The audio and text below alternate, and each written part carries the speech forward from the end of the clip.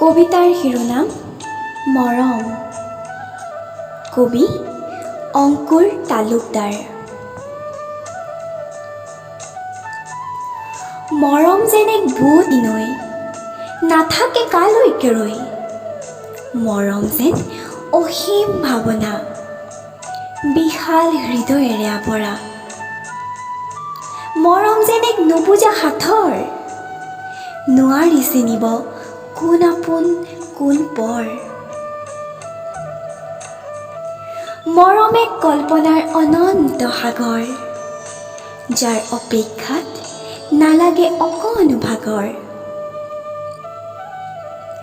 মৰম এটি জীৱন, এটি সপোন, যদিহে পোৱা যায় বিচাৰি আপোন। মৰম এক মৌনতাৰ পৰিচয়, অসহিষ্ণু বেথাই যেতিয়া হিয়া গুৰি লয়। মৰম পবিত্ৰ চিৰযুগমীয়া, হয় যদি দুটি মন এটি যেনিবা। মৰম এক স্বৰ্গীয় আবেগ অনুভূতি, ধনী দুখীয়া জাত পাতৰ নাথাকে য'ত পৰিধি।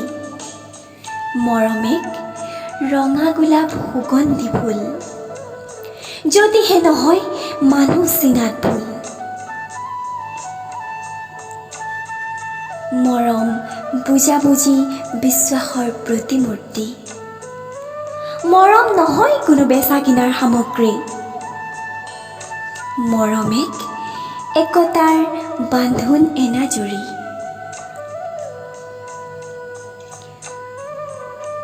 মৰম অবিহনে নাই কোনো গতিবিধি, মৰমে বিচাৰে এধানি মৰমৰ সঁহাৰি। মৰম আকোলোৱা মন, মৰমে মৰম বিচাৰে। দিবা জানো সঁচা মৰম হিয়া উজাৰি।